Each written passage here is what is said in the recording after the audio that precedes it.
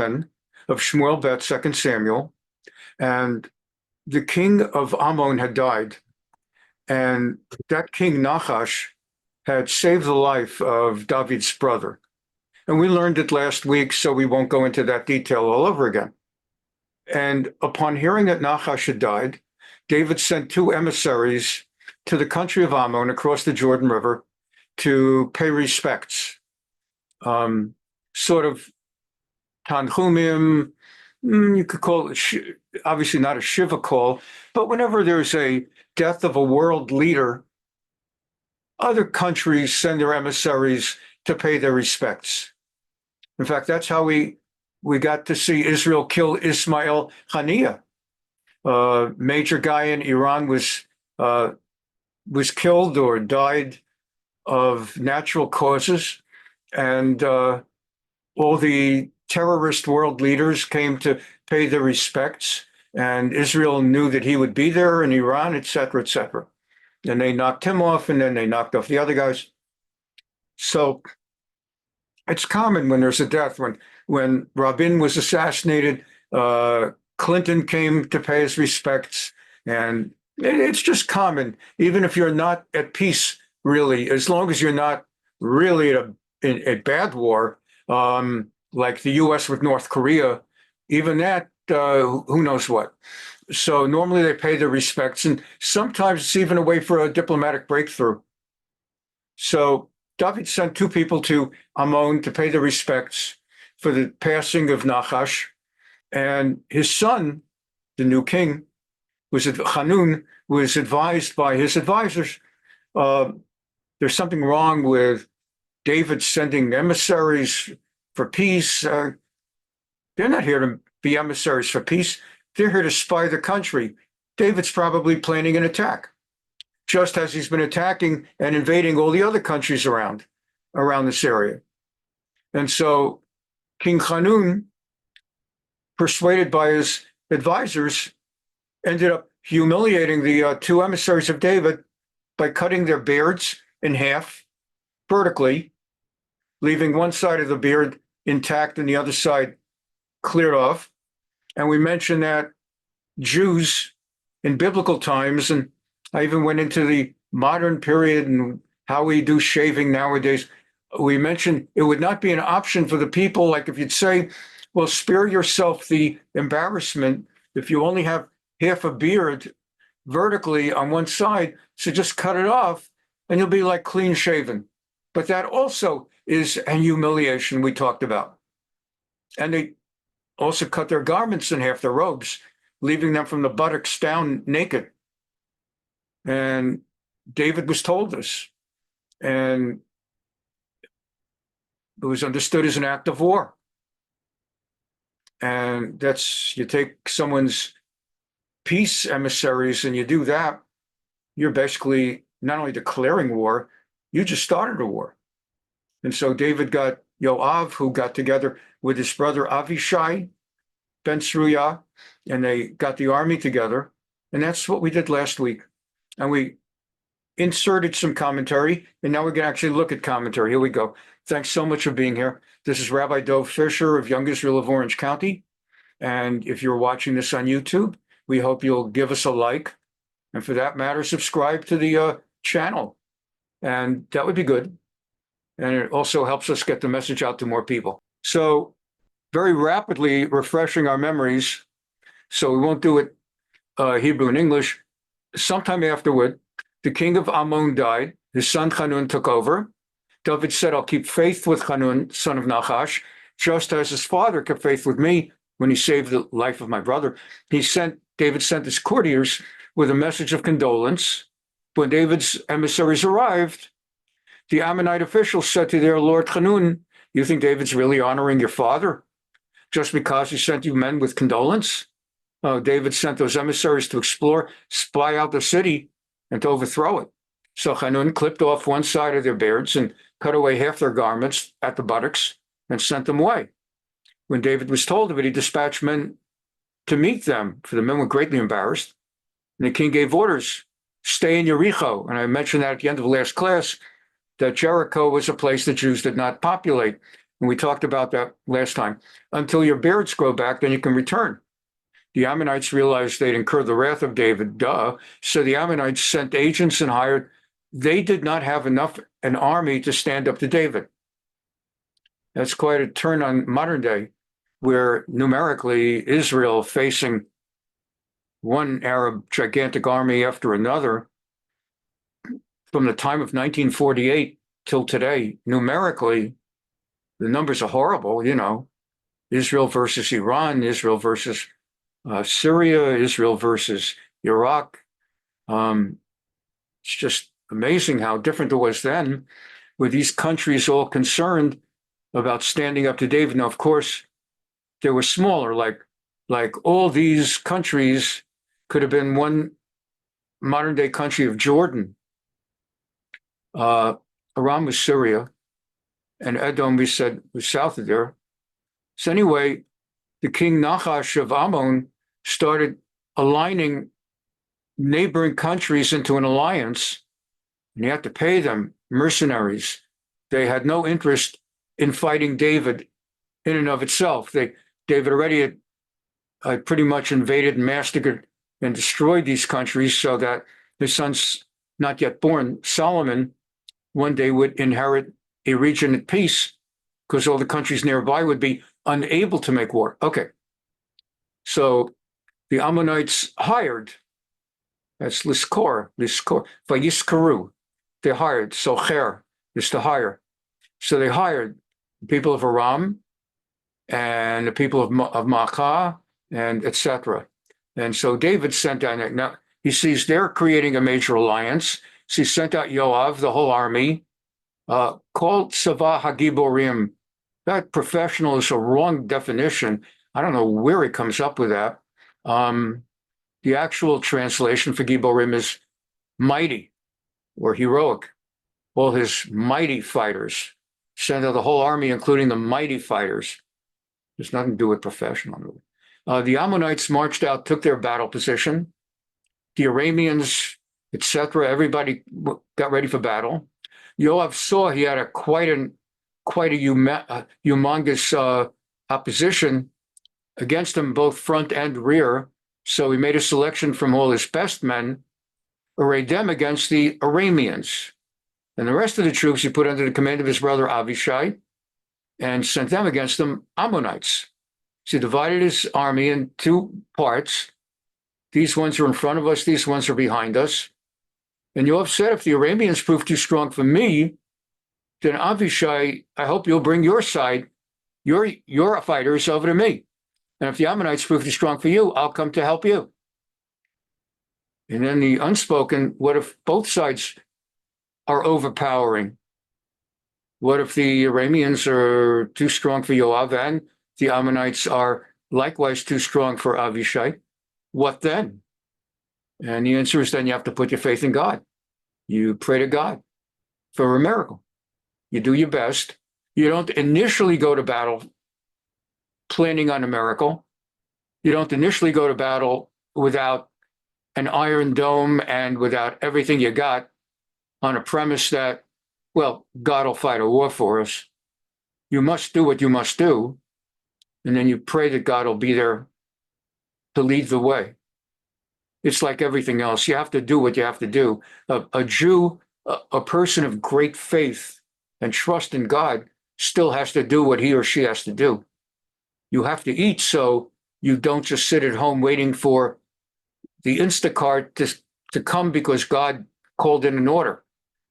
You have to go to work, or otherwise figure out how you're going to raise income. And then with God's help, you'll have enough income and you'll succeed and you'll be able to have enough. But you can't just rely on God. That's universal. You pray to God when you go under the knife in surgery that God should protect you. But you need to go from the very beginning. You have to understand everything is in God's hands. Very important. It's fundamental to faith and to religious trust. I've mentioned in the past, I'm sure, of course, I've talked about my lung transplant, but I've probably mentioned this in the past too, but it comes up here. How do you And in the book, Chovot HaLevavot, Duties of the Heart, the question is raised, how do you do that? How do you go into the doctor, you're being practical, the doctor's diagnosing and telling you what he or she is going to do, and it's successful. And how do you, as a religious person, walk away from that really thanking God? But I mean, really thanking, not just perfunctorily. How do you actually walk away feeling it was God that made for successful surgery, not the doctor who did it? And the way to do it, and this is what I've internalized over time, actually with the help of Chovot HaLevavot, learning books like that, and learning how to think. It's like you thank God for leading you to that doctor. Not every doctor is as good as every other doctor. So from the outset, you thank God. Thank you for leading me to this hospital that has a very higher than average success rate with this surgery versus my Googling and going on Yelp or whatever and having chosen some other place that sounded good based on the first 6 comments, but really isn't such a good place. Or thank you for bringing me to a place that has, I don't know, 53% success. And thank you, God Almighty, for putting me in the 53% group and not in the 47% group. And thank you, God, for having me in in an era where they have these medicines. Because 10, 12 years ago, they were doing transplants and people were having successful surgeries and dying because their bodies instantly were rejecting the implanted organs. And it took time for the society and the medical profession to determine ways to extend the lives of successful implantees. And so you thank God for these things. There's in Sefer Divrei Hayamim, Book of Chronicles, Second Chronicles, talks of one of the kings of Israel who in many, many ways was deeply righteous, and it says so. It says he was very deeply righteous, but he was punished with a very, very bad foot disease that sounds like edema on steroids. Actually, edema results from steroids, but like edema on steroids, because it says in the text, he put his faith in his doctors. And the rabbis say, what does that mean? He put his faith in his doctors and not in God. But and this is very practical. And so we put our faith in God. And that's how we do it. You're going to war as Yoav and Avishai are. Well, if I'm losing, you'll come to me, you'll back me up. And if you're having trouble, I'll bring my army your way. And what if you both have trouble? Well, God. In fact, that's why we're doing everything we can in the natural course of events, but we have to have faith in God. It's all going to come down to God. And that's how it is with everything. And then you learn, if you do it long enough and you say Baruch Hashem, not to other people, if something good happens and you just say Baruch Hashem, over time, it starts to internalize. I have a teaching, I don't want to say habit, I have a teaching practice. I do it mostly on Sunday morning class, but anytime the word Palestine comes up, I always say, really, there are no Palestinians. And why do I do that? I know everybody in the class has heard me say it 30 times because it's part of my, rightly or wrongly, my pedagogical process that there are so many people out there referring to Palestine, Palestinians. I want it to come out of your heads.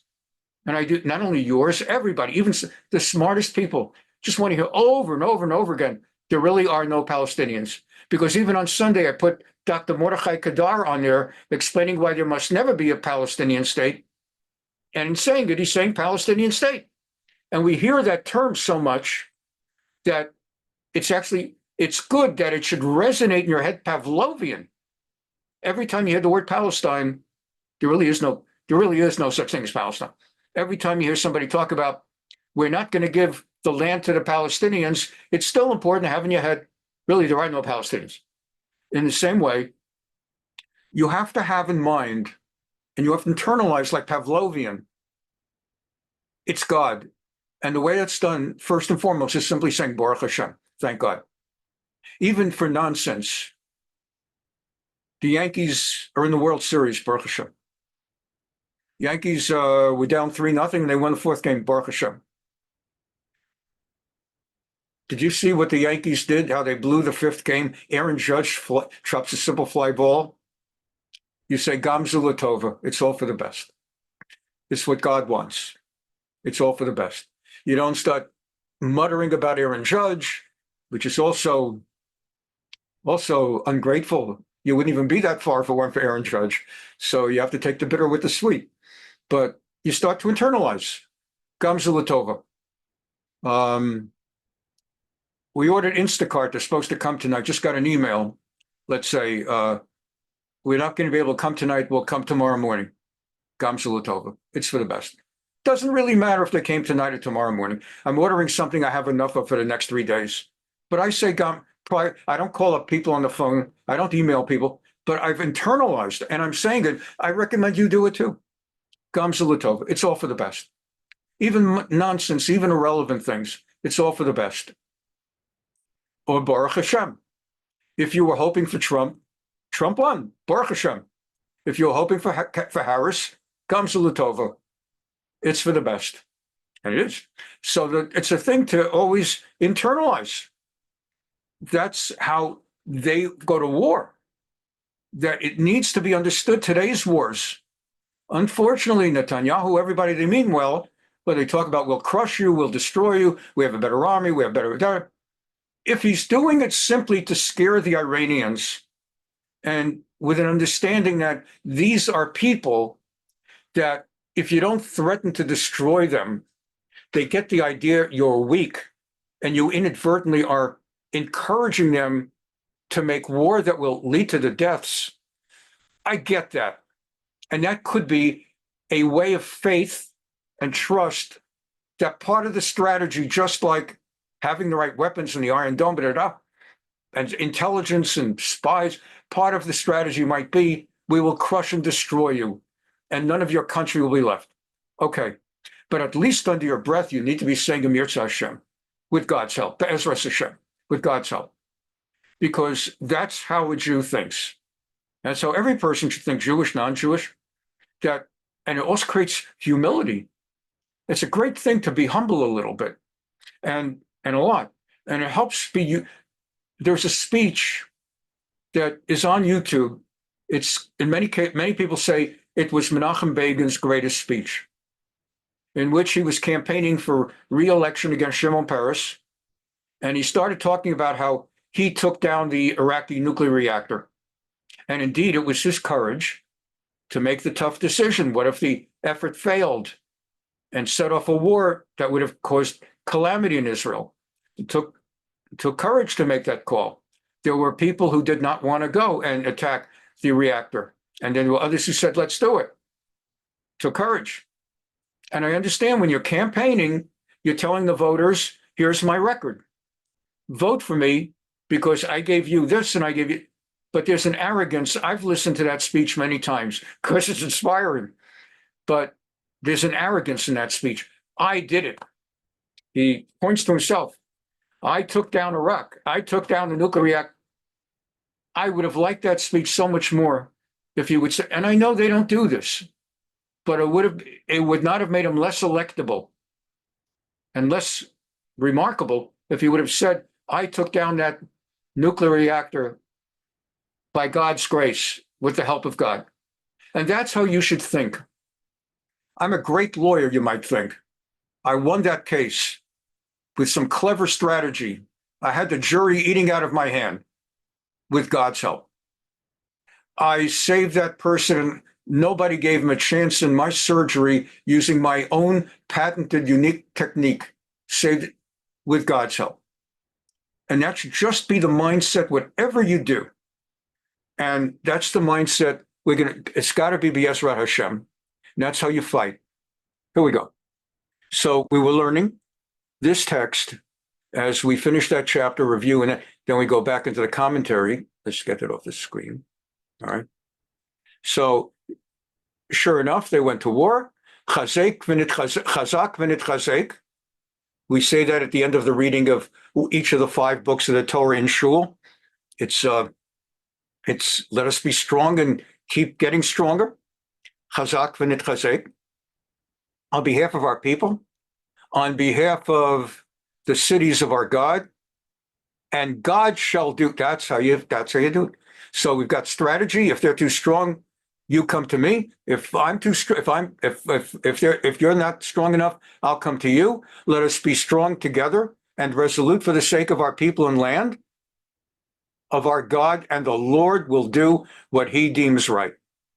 And that's not only what we're learning here, but every time we learn something in Navi, we're also applying to the modern period. And not only to historical and politics, but to how to live a life as a person of God, a person of faith. And so they went to war and they won and da-da-da-da-da. And the Ammonites saw that the Arameans were fleeing. So then they fled and everybody started running away. And then Yoav broke off the attack and went to Yerushalayim. And when the Arameans saw they had been routed, they regrouped. And then it goes on that they sought more mercenaries again, and they reestablished the fight. David was informed. He assembled all of Israel. Now it's not enough. We're not just fighting Ammon and Moav, but now we broke off the pursuit as they fled. So now they're pulling in larger armies. So now it's not only Yoav and Avishai, but David himself is getting involved. He's assembling all of Israel, crosses the Jordan. Here's the Jordan. This is the Jordan. Now he's crossing over the Jordan. This is the Sea of Kinneret, the Sea of Galilee. The Lake of Kinneret is the Dead Sea. And there's the Jordan River. Okay. And they go and they make war. And the Arameans were put to flight by Israel. David killed 600, 700 of their charioteers and 40,000 horsemen. And there was no international court of justice to say 40,000 have been killed. They deserved it. He also struck down this one and that one. The commander, it's like Israel now killing Yahya Sinwar and Nasrallah. And when all the vassal kings of Hadarezer saw they'd been routed, they finally submitted. That's how you get peace. You don't get peace with ceasefires. That doesn't mean sometimes you should not have a ceasefire. As long as you have a ceasefire that you truly are persuaded by all indications, you have so crushed the enemy, they won't be coming back for 40 years. You can't guarantee you'll never have trouble with them again for the rest of history. But if you've crushed them for the next 40 years, you can do a ceasefire. But until they're routed, nikfu, from the word magefa, a plague. Think of the plagues that hit Egypt. Once Egypt got hit with those plagues, that was it. They made their one last try at the Red Sea, and that was it, the Sea of Reeds. And then vayashlimu, they made peace, not a sulh. Arabic, there are two separate words. There's a word for peace, and there's a word for a ceasefire, which is a specifically different concept from peace, which is the sulh is we'll stop fighting till we regroup, rearm, and then we'll be back and we'll kill you next time. Vayavdum, and they even submitted to be servile. And therefore, they became the vassals. And the Arameans were afraid to help the Ammonites anymore. That's like after 1967. What happened in 67? 67, you had attacks from Egypt, Syria, and Jordan. 3 different places, and Iraqis came in, others came in. After 67, Jordan did not come in again. Not in the 73 Yom Kippur War, not in the 82 war in Lebanon. Jordan has never made a war again. At most, they kicked out a bunch of a Black September. They kicked the PLO out of Jordan altogether. And then they have PLO now in Judea, Samaria, in the Arab entity in Judea, Samaria, Palestinian Authority. There really is no Palestine. And then, but they won't make King Hussein will not go to war. He won't dare. He's terrified because he knows he lost Judea, Samaria. Next time he'll lose the other side of the Jordan, because actually that's also part of Eretz Israel. That's where the tribes of Reuven, Gad, and half the tribe of Manasseh were. 2.5 of the 12 tribes had sovereignty in east of the Jordan River. That's the famous song that Jabotinsky wrote. Shtei gadot layarden, zu shalanu, zu gamken. There are two sides of the Jordan. This one's ours and that one's ours. So that's the same thing, that David fought a war, and he brought an end to any problems for the rest of the next generation or two. Let's continue. Okay, let's get her up on. Here we go. So commentary. Let's go to commentary. You'll remember, Lo yavo Ammoni u'Moavi b'kahal Hashem. Torah commandment, you're not allowed to allow Ammonites or Moabites to convert to Judaism. They're not allowed to be admitted into the congregation of Hashem. If they come to a rabbi, I'd like to convert, as part of filling out their application form. Obviously, today there are no more Moabites or Ammonites. They're filling out their form. And, your current religion, he believes in what's the religion of Moav? He's mentioned that god of Moav is mentioned in the Chumash, Chemosh. Chemosh is the name, or Chemosh is the name of their god. So that's a religion, Chemoshi, and ethnicity. We have to take these data to comport with federal requirements. Moabite, all right. The council meets, goes through the applications. This guy cannot be allowed in, but we'll just have to reject him. Can't take him in. Torah says, no matter how nice a guy he is, it doesn't apply to the women. So Ruth, the Moabitess, could convert, but not Moabites. Lo tidrosh shalomam v'tovotam.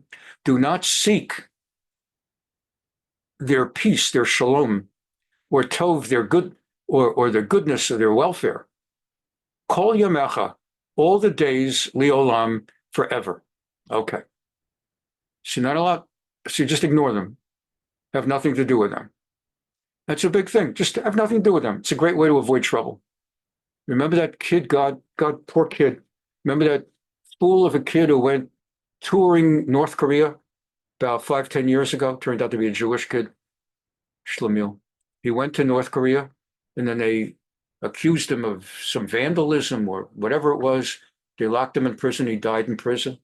And the whole world, we were trying to get him out. We couldn't get him out. The best thing is, don't go to places like that. Stay away from those people.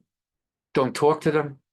It's like when you're on the freeway or the highway, whatever state you're in, and some bad person like cuts you off, is trying like 80 and gives you a finger. So there are a lot of people that decide, oh, he gave me a finger. He gave me a finger. I'll show him who I am. Next thing you know, you get stabbed to death. You get shot to death on the freeway. Have nothing to do with him. Let him go. Let him go. It doesn't make you less of a man or a woman. Let him go. He doesn't even know what you look like. He wouldn't recognize you tomorrow. Gives you a finger. Big deal. Big deal. Eventually, he'll die prematurely because such people inevitably do. You don't deal with that. So the Torah says just stay away from them. Have nothing to do with Ammon and Moav. Well, there's ramification here because David sent emissaries to Ammon to pay condolence call. How do you rationalize that? How do you balance that? On the one hand, you're not supposed to have anything to do with them, and certainly not to wish them well. On the other hand, the guy had saved your brother's life. All right, we'll talk about it. It's going to come up in the commentaries. So let's see, we're here at the Malbim. So this is Malbim on Parak Yud, Pasuk Bet. Second, let's see. So David had said, I will keep faith, not a good translation. I will do kindness. It's good the translations are bad. That makes me valuable.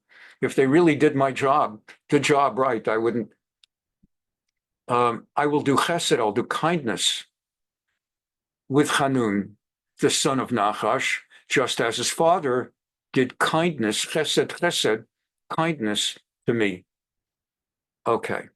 And so he went linachamo, to pay tanchumim. Okay. Esech chesed, this is the Malbim. David said, I want to do kindness. Yisrael mus harim shalolid rosh b'shalom Ammon Moav. But Jews are warned not to seek the kindness and peace and welfare of Ammon or Moav. Omnam, okay, it's true. Kivar katav b'shem Arav Avraham lidrosh shalom adam she'asa lo tova lahachzir lo tova mutar. It's true that we have in one of the commentaries on Rambam, on the Rambam's Code of Jewish Law, that to seek the welfare and peace of a person who did you peace, to repay him with kindness is allowed. V'David lo darash shalom Nachash b'chayav, and David actually never sought the peace of King Nachash, who had saved David's brother during the lifetime of Nachash. He never actually sent him thanks or peace. Shebazeh haya muchrach shemal achav yavo shama derech pritat brit. Because if he wanted simply to send him thanks, and in those days they didn't have telephones or other ways of conveying thanks without a personal emissary. So I guess you could send a letter but someone would have to deliver the letter. You couldn't just make a phone call or a text. So if David didn't want a situation where if he sends emissaries to the living King Nachash, who has saved his brother, it might lead to discussions of entering into a covenant of peace. Here they're stopping. And you hear this very often. This is not unusual. This is how diplomacy works sometimes in the real world. Everything in the Torah we learn is also real world. We're not just learning politics or sociology. It's real world for us. Do you remember how we broke a complete rupture between us and Red China, the communists? Nixon sent a table tennis ping pong team. It was called table tennis diplomacy or ping pong diplomacy. And the idea was we have nothing to do with China. Lo tidrosh shlomam v'tovatam liolam. Don't wish them well, have nothing to do with them. And Nixon wanted to have some kind of a deal. There was the rapprochement, and there was a rapprochement with China, and the other thing with Russia. And he sent a ping pong team. And Americans didn't go to China. And they played ping pong. And while they were in ping pong, the two sports teams, coaches and the minister of sports or whatever, they talked. And, really our bosses should get together. Well, maybe our Secretary of State and your foreign minister, maybe they'll get together, have a drink, and they'll play ping pong, they'll talk ping pong. And then maybe Nixon will come and look at the wall of China. And that's how things happen. And same thing happened with Russia. And that's how countries who have no relationship find an excuse to have a relationship. Someone dies, and all the international leaders come for the funeral, and a country that doesn't have good relations sends their guy or woman, and they talk while they're there about, really, we ought to. And then the other guy says, but you guys don't want to have anything to do with us. Well, actually, my boss, if you would invite him, he would come. That's also what goes on in the United States. That's the only purpose that is positive out of the United Nations.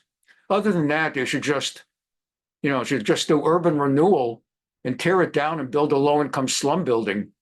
The one value of the United Nations is all those ambassadors. Once in a while, when they take a few minutes off from attacking Israel, they really do, though.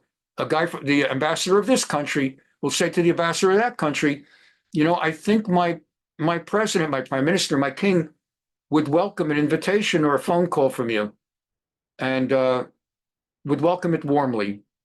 You really think so? Because we can't have our president, prime minister, king embarrassed, insulted. No, I don't. It won't be an insult. It could be nice. And that's how it works. So David did not want to send anyone to Nachash because he was afraid that it could lead to a warming of conversation and friendship. And he's not allowed to. The Torah says he's not allowed to. So he didn't do it. He left him alone. So what about now? Well, we'll see, because that's the issue. What gave him the right to do it now? Let's go back to the text. So, all right, this was the running, and that was the, let's just find where I left myself off here. Just a second, there's a danger if I jump off. Okay, that's here, and we want the Malbim, and so we're going to get the Malbim. Malbim. Okay, so you're not allowed to. David lo darash shalom Nachash b'chayav. David did not seek any kind communications with Nachash when he was alive. Shabazah haya mukhrach, because if he had tried just to send a thank you, it would have led perhaps shamal achav yavau shama derech kritat brit, that his representatives, messengers, would have ended up in the form of discussing a peace deal. Im ha'uma bichlala v'za'asur. And although they would have been sent to say a kind word to Nachash, they might have started talking about bringing our two peoples together. Za'asur, that's forbidden. Rak, atah with an ayin, shemet Nachash, how only now, with Nachash having died, matzah makom lazeh l'shloach menachamim, David felt this gave him an opening to send condolences, shabazeh eno koret brit, because that's not necessarily a context that it could lead to making a covenant. Rak menachamehu, simply you come, you say, we're sorry for your loss, and take a few photographs and you go home. Shabazeh mechabedet aviv hamet. And in that way, David is simply saying, I'm honoring not your nation. He doesn't have to say it that way. He doesn't have to say, I'm specifically not honoring your nation, but he simply says, we're here to pay respects to your father. Like that Clinton shtick with Shalom Chaver. Like it's a personal thing. Like I had a personal friendship with Yitzhak Rabin, and so I'm here to say Shalom Chaver. Farewell, comrade.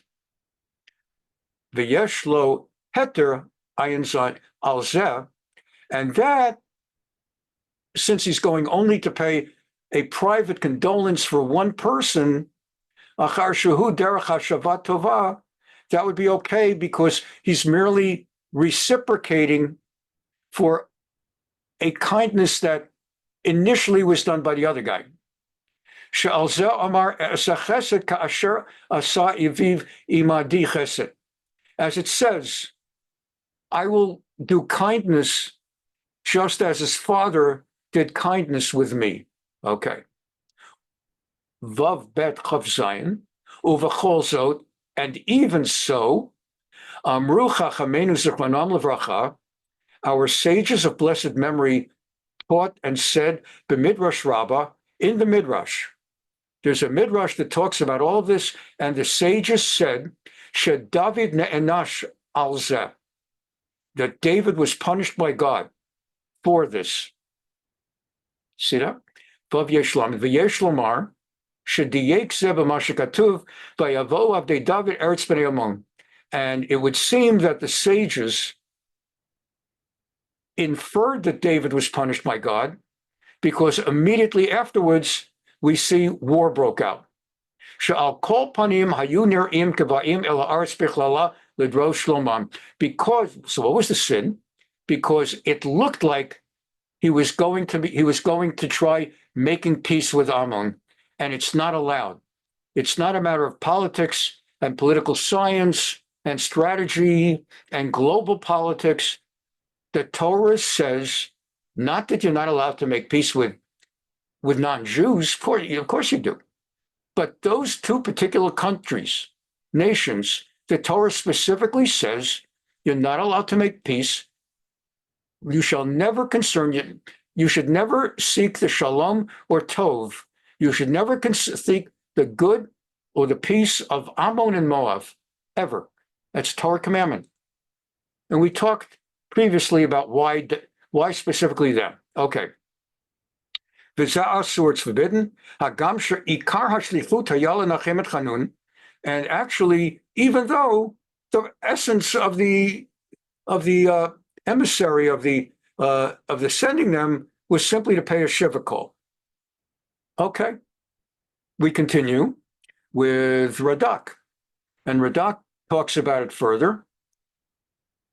First, he describes what we've learned already, so I won't read it, about how Nachash had saved David's brother while the rest of the family was killed in Moav, and when Moav's king tried to get the brother extradited, Nachash wouldn't do it. Uvidrash od lo tidrosh shlomam v'tovatam. And again in the Midrash, talking about the overriding commandment that you're not mitzvah, that you're not allowed to seek the well-being of Ammon and Moav. You see here what happened. He came in a kind way, mercifully, and as a result, he was repaid with humiliation. His emissaries have their beards cut in half, their clothing cut in half. He had come to do kindness, and he ends up with humiliation. And on top of it, he ends up with war. He ends up having to fight 4 countries, all because he tried to pay a shiva call. That's what happened. Because kol shebikesh la'asot tova im misha amar hakadosh baruch hu lo tidrosh shloma. This is all because he tried to be kind to people about whom God said, do not wish them well. Omar lo hakadosh baruch hu leDavid. God said to David, Ata over al Torati, you have transgressed my Torah. Ani katafti lo tidrosh shloma v'tovatam. I explicitly wrote, do not wish them well. V'ata oseh imahem chesed, and you decided to do kindness anyway. Al tehit sadik harbe. This is a frequently quoted expression in Judaic values and learning. Al tehit sadik harbe. Don't be such a tzaddik. Harbe means a lot. Al is synonymous with low. Do not be such a big tzaddik. In contemporary terminology, don't start virtue signaling. Don't start acting like you're such a tzaddik. Stick with the law. Mikan shelo yehei adam mevatir al haTorah. And from this story, we learn a universal lifelong lesson that a Jew should follow the commands of the Torah and don't be better and nicer than God wants you to be. If God tells you this is what to do, do it. If God says don't go beyond this, don't go beyond this. And there are many examples. We won't take out the time now, but the assassination of Gedaliah in the last chapter of 2 Kings, Malachim Bet, in the book of Jeremiah, that leads to Tzom Gedaliah, all stem from Gedaliah not listening to warnings from his advisors and trying to be nicer and better than made good sense. And he ended up getting assassinated by the people that he exposed himself to. Al tehit tzaddik harbe. You should be a tzaddik. You should be a real big tzaddik. You should do a lot of mitzvahs. You should give a lot of tzedakah. You should be kind, and you should care for people. But if there's someone that the Torah says no. Give you one more example. We'll go forward. Torah says there's certain people you're not allowed to marry. A Kohen is not allowed to marry a divorcee. It's a Torah. Let's say a Kohen and divorcee fall in love. Well, why did they fall? Let's say the Kohen answered something on whatever the contemporary websites are. I'll just say JDate. It dates me more than I dated from it, but I'll say JDate. So let's say the Kohen's on JDate and he finds Sarah Rebecca, and he goes out with her and they have a lovely date and he falls in love. And she doesn't tell him till the fourth date or the fifth date after he puts a ring on her finger that she's a divorcee. Of course, already, if they're dating, we're not going to have that discussion now. So they're in love and they're like totally madly in love. And they really are in love. And they come to the rabbi and they say, Rabbi, we really are in love. We want to get married. And we're Orthodox and we want to have an Orthodox wedding. We're going to have an Orthodox life, kosher kitchen and keep Shabbos and all the good stuff. Mikvah. If the rabbi finds out that like she's a divorcee, he's a Kohen, you can't marry them. But I want to be a bigger tzaddik. I mean, I know what the Torah says, but I mean, they're in my home. I'm watching, I'm listening to them. They're an amazing couple. I'm not allowed to be a bigger tzaddik than God. What I am allowed to do is to find out whether there's something within the law that allows them to get married. An example, which actually happened in my life, turned out the guy wasn't really a Kohen. He thought he was a Kohen. He wasn't a Kohen. He was told he's a Kohen because they were told that the grandfather in the old country was a Kohen. But none of them knew anything. He was raised by parents who were communists. I'm not just saying that like I say it about AOC. They were mamish Marxist communists. They were Stalin communists. He was raised by communists. They didn't know from Judaism. They didn't know from nothing. And they told him he was a Kohen because he maybe had a name Kagan or Kahan or something. And that doesn't mean you're a Kohen. It's a good possibility. But if your grandpa Kagan had married a non-Jew, then all of his children no longer were Kohens, Kohanim. If a Kohen marries against Torah law, the children no longer continue the Kohen line. It has ended.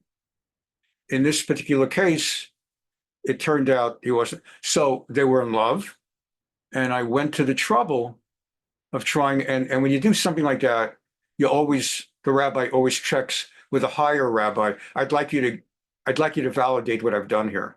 I want to make sure this is okay. Here's what happened, and here's this, and here's what I found out. And then I got my Rebbe, because rabbis also have rebbes, just like judges have appellate judges, have Supreme Court justices. So that you can do. But you can't just decide, oh, sure, they're in love. I'm sure God would approve. No, God doesn't approve because he told you what the law is. So that's a very important thing on a lot of different things. A lot of different things. You're getting together with family. And this is a tough one. This is a real one. You come from a non-religious background and you became Shomer Shabbos, started observing Shabbat or Shomeret Shabbat, or you're a convert. You come from non-Jewish background, or you come from a Jewish non-religious background. Now you keep Shabbat, and the family's having a celebration for Grandpa's 70th or 80th birthday on Saturday afternoon, and everybody's invited, including you. And the only way you can get there is by driving. And you don't drive on Shabbat. And you tell them you don't drive on Shabbat. And it becomes a big fight. As a rabbi of 40 plus years, I've been called upon several times with these. Typically, the variation is that it's the teenager or college age kid who became religious. It's typically not a conversion case, though it has been, but it's like an 18-year-old or 16-year-old who's keeping Shabbos, or she's keeping Shabbos, and the parents are saying, we go along with your stuff, but this time you're going in the car on Saturday with the rest of the family, and you're not going to ruin your grandmother's 80th birthday. And it's what am I supposed to say? Well, I really understand how grandma feels. Go in the car. No, it's not. You're not allowed to go in the car. So we try to work out strategies, techniques. Maybe I could talk to the parents. The parents don't want to talk to you, Rabbi. You try to find out who will they talk to. Sometimes they won't talk to, and you just got to stand. You got to draw a red line. And there's all these variations. So here also, he decided, I know I shouldn't wish Ammon and Moav well, but the guy did treat me well, and I'm not like making a treaty. I'm just going to send condolences. And Radak says, look what happened. We continue. And here's the Medrash Rabbah, just very quickly referring to the same thing, so we won't read all of it. Commenting in the book of Numbers, in Sefer Bamidbar Tzoror et Midyanim, where God commands that Moshe to go to war against Midian. Of course, now there are no more Midianites either. And Lotid Rosh Lomam B'Tovatam. There are certain nations with whom you may not make peace or wish them well. Not only may you not make peace, you're not even allowed to wish them well. Happy New Year. Nope. Not allowed to wish them well. Have nothing to do with them. And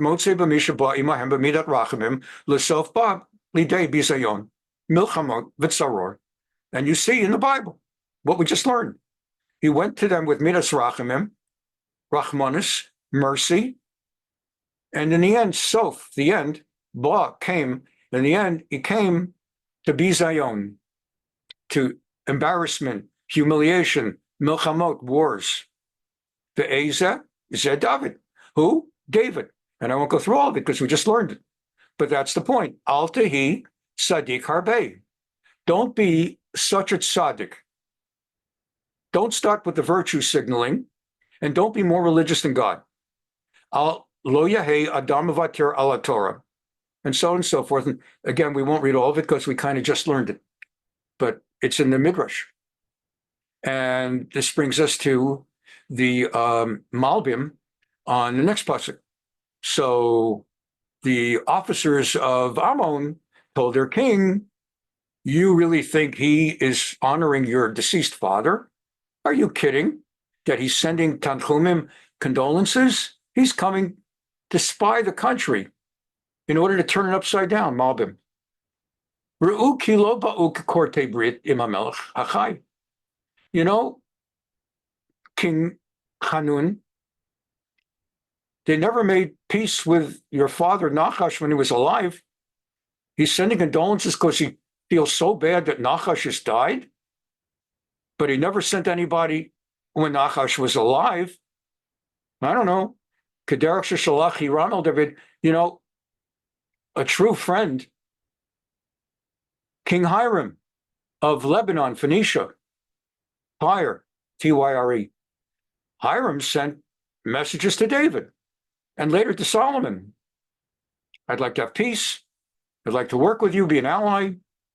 We have beautiful cedars of Lebanon. You're building a house of God. We could send you to cedars. Be'el Shlomo, Rak Lenachamo Al Hamed. So he never, let's understand this, David never sent anybody the way Hiram sent to David. Rak Lenachamo Al Hamed. And the only time he suddenly likes your father is after he's dead? Huh? What they're saying, you think David's honoring your father? If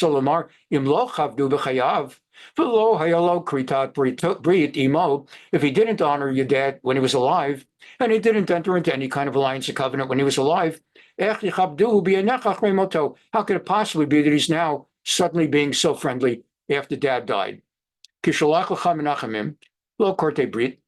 What, he sent for condolences, but not to establish an alliance? We're next door. We're next door to them. We're just across the river. The only reason he's doing is the Ladat Makom Shakal Chavsha. He wants to know where are we most exposed militarily so that he could invade at that spot. Misham Kedei Lavcha, so he could turn the city upside down. That's what this is all about. Malbim on the same, Vayagalach Hatziz Kanam. And so they cut off half their beards, as I showed you, described vertically, not horizontally. Had they cut it horizontally, they could, with the scissors, trim it a little bit to make it look like they maintain a short beard. But by doing it vertically, it just, you know, it's just very embarrassing. And as we've explained, a Jew would not cut his beard. As we explained last week, even in the modern era, Jewish men never could cut with a single blade razor. You only were allowed by the Torah to use a scissors.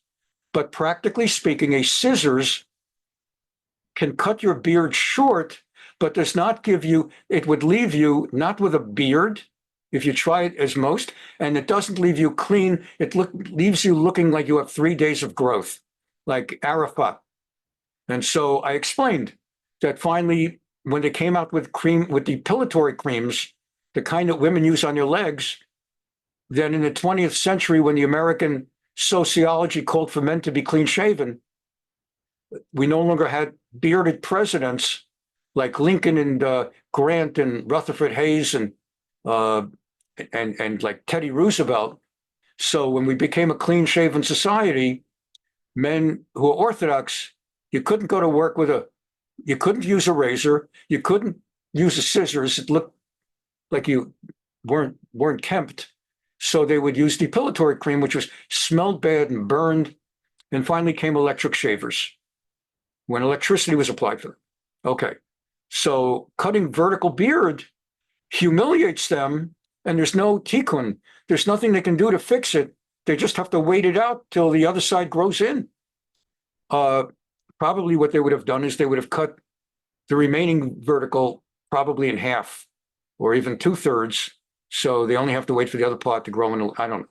So Sha'asa came up, Tovamitzad, and the reason they came up with that stupid idea of cutting in half was because their arrival had a good side and a bad side, half and half. Ki devreim shabal nachamo. On the one hand, they claimed they came to pay condolences. And the bad side was, we think they actually came to spy, but they did pay condolences. So they did something good, something bad. So let's give them half and half. Therefore, we'll punish them halfway. So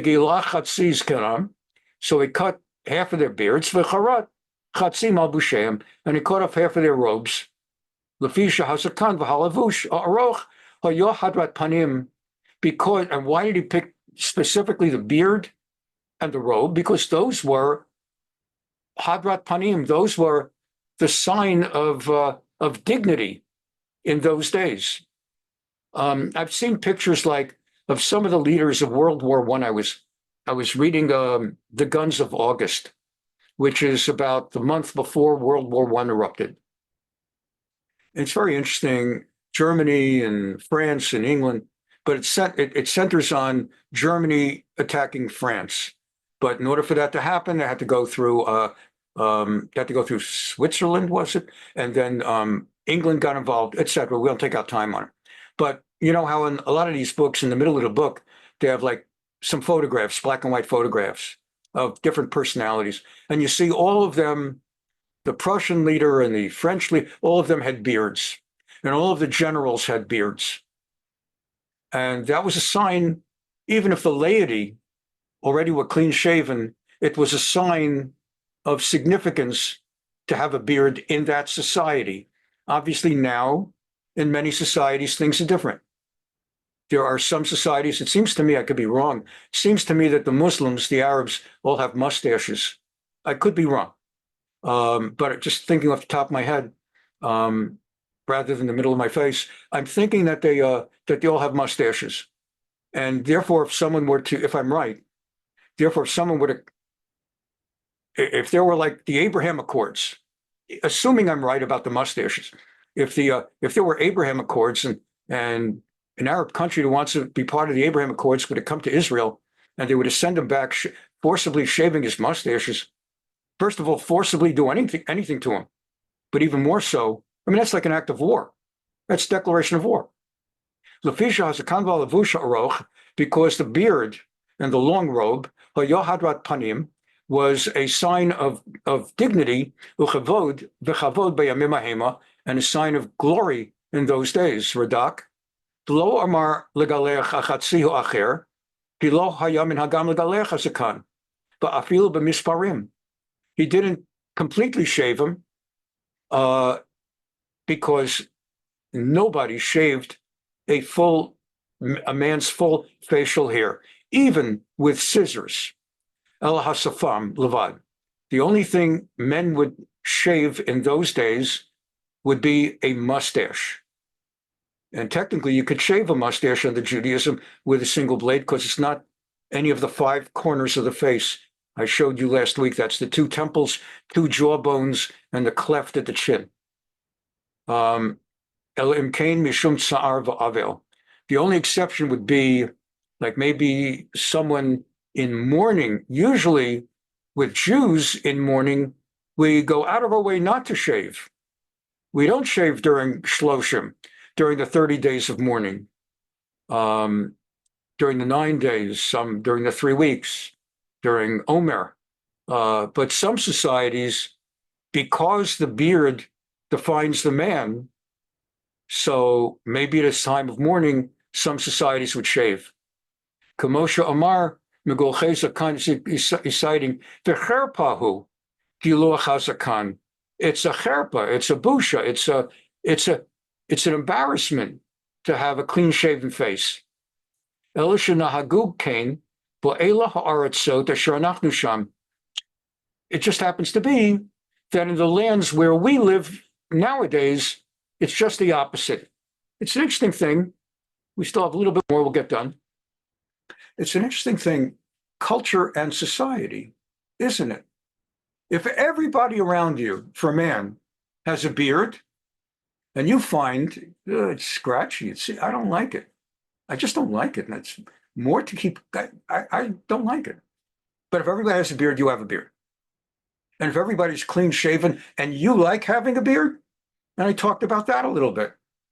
The men, the Orthodox men in the 1920s, 30s, and 40s put the depilatory cream on their faces, and they did not like it. They would rather have beards, at least a small beard that you do with the scissors.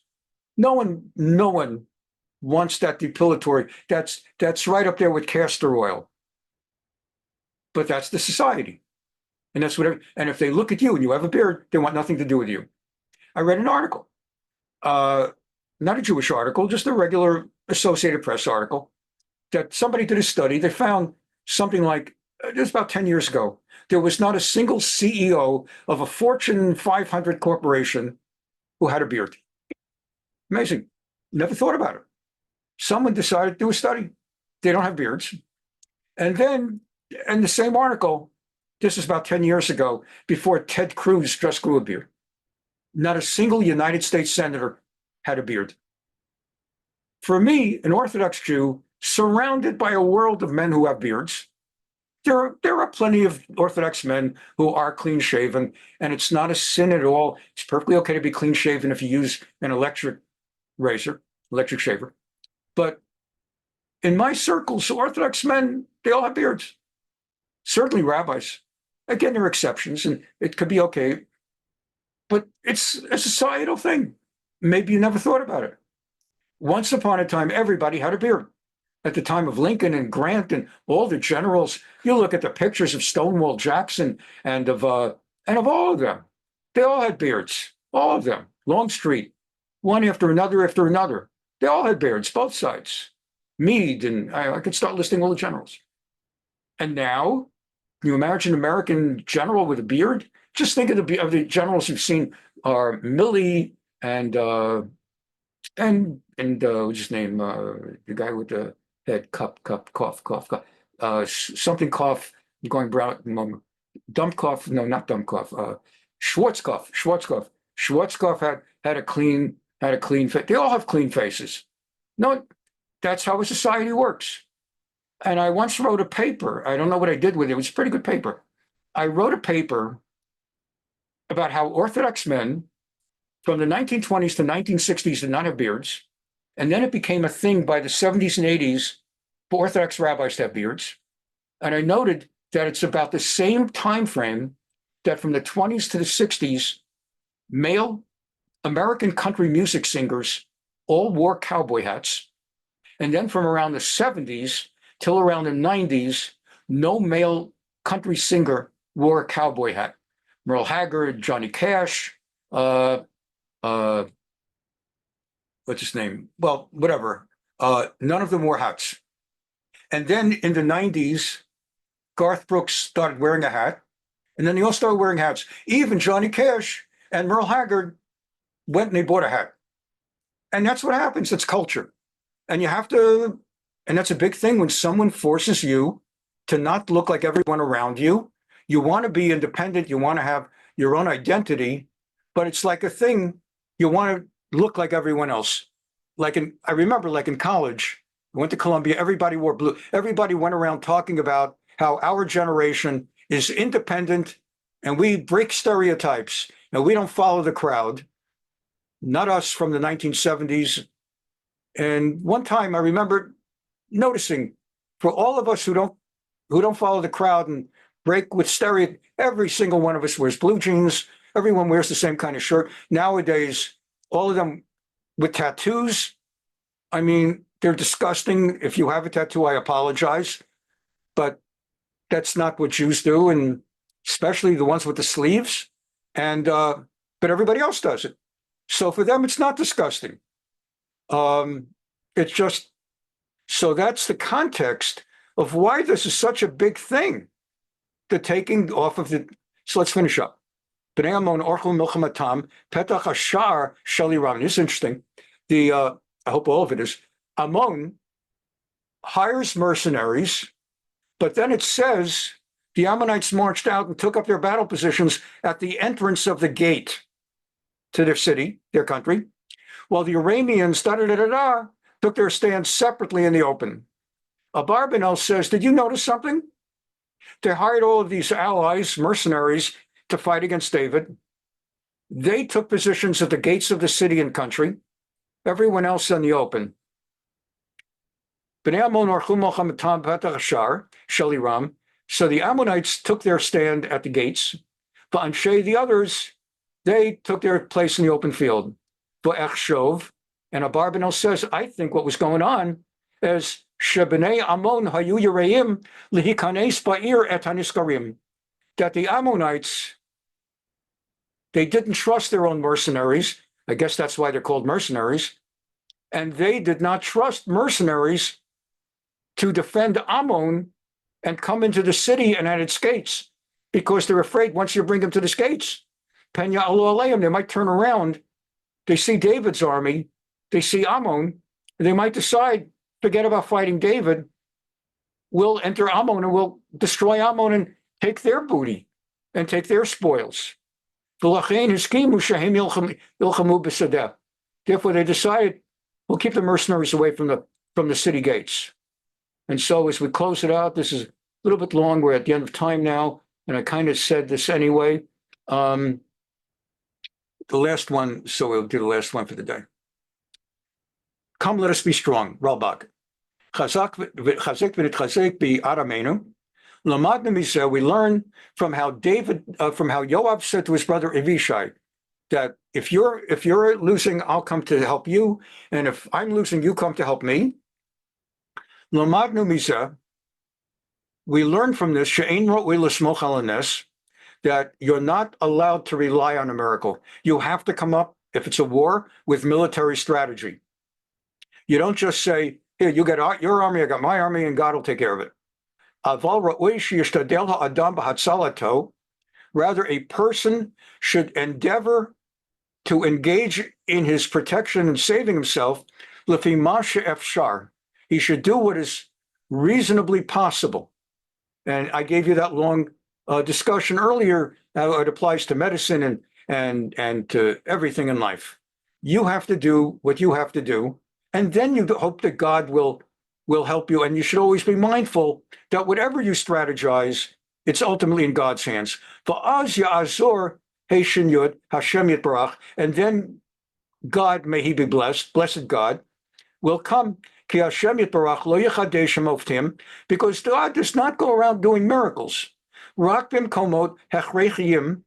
Only in like a situation like the splitting of the sea, where the entire nation's doing what they can, and they're out of options, and their backs are against the sea of reeds, and the entire Egyptian army and chariots are there, and there's no way out other than a miracle.